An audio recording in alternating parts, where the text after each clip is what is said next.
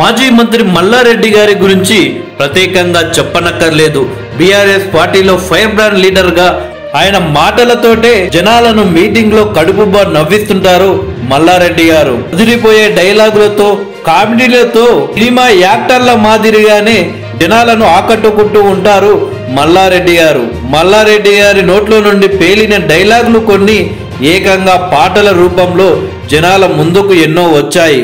అందులో ఒక్కటే కష్టపడ్డా సాంగ్. పాలమిన పూలమిన కష్టపడ్డా అని మల్లారెడ్డి గారు చెప్పిన డైలాగు ఆ తర్వాత కష్టపడ్డా ఇష్టపడ్డా అంటూ ఒక పాట సైతం బయటికి వచ్చింది. బీఆర్ఎస్ పార్టీ అధికారంలో ఉన్నప్పుడు మల్లారెడ్డి గారు ముఖ్యమంత్రి రేవంత్ రెడ్డి గారి మధ్య మాటల దాడులు బలంగా జరిగేటివి. మల్లారెడ్డి గారి అవినీతి అక్రమాల గురించి రేవంత్ రెడ్డి గారు బయట పెట్టడం, ఆ తర్వాత మల్లారెడ్డి గారు ప్రెస్ మీట్ పెట్టి నేను ఏ తప్పు చేయలేదు, రేవంత్ రెడ్డి గారు నన్ను టార్గెట్ చేశారు అంటూ రేవంత్ రెడ్డిపై మాటల దాడులు చేసేవారు.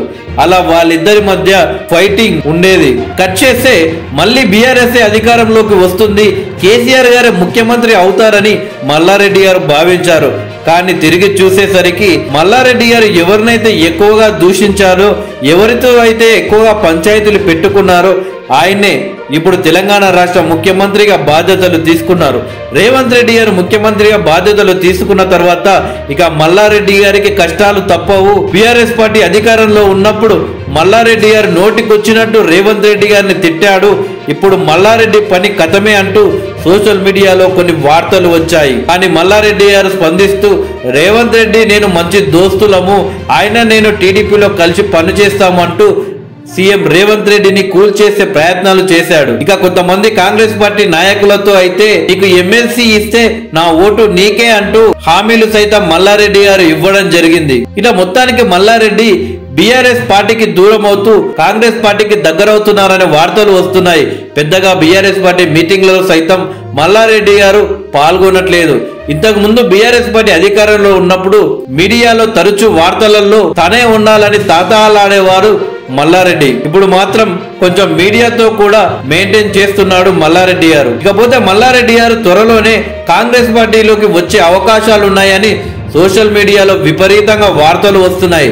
దీనిపై మల్లారెడ్డి గారు పెద్దగా స్పందించట్లేదు. మరొక వార్త ఏంటంటే వచ్చే లోక్సభ ఎన్నికల్లో మేడ్చల్ నుండి ఎంపీగా మల్లారెడ్డి గారు బరిలోకి దిగబోతున్నారనే వార్తలు వస్తున్నాయి. అది కూడా బీఆర్ఎస్ పార్టీ నుండి అని కొంతమంది, లేదు బీజేపీ పార్టీ నుండి బరిలోకి దిగుతున్నాడని వార్తలు వస్తున్నాయి. బీఆర్ఎస్ పార్టీలోనే ఉంటే ఒకవేళ ఎంపీగా ఓడిపోతే రేవంత్ రెడ్డి గారు ఎక్కడ టార్గెట్ చేస్తారో అని మల్లారెడ్డి గారు భయపడుతున్నారనే వార్తలు వస్తున్నాయి. మొత్తానికి మల్లారెడ్డి గారు బీఆర్ఎస్ నుండి బయటికి వచ్చి బీజేపీ లేదా కాంగ్రెస్ లోకి వెళ్తున్నారు అని విపరీతంగా వార్తలు వస్తున్నాయి. చూడాలి మరి మల్లారెడ్డి గారు మేడ్చల్ ఎంపీగా బరిలోకి దిగుతారా లేక ఎమ్మెల్యేగానే ఉంటారా, అంతకంటే ముందు బీఆర్ఎస్ పార్టీలోనే కొనసాగుతారా లేక కాంగ్రెస్ పార్టీలో చేరుతారా లేక బీజేపీలో చేరి ఎంపీగా పోటీ చేస్తారనేది సస్పెన్స్ గా మారిపోయింది. మొత్తానికి మల్లారెడ్డి గారు అధికారంలో లేకపోయినా సరే కానీ వార్తలు మాత్రం ఆయన చుట్టే తిప్పుకుంటున్నారు.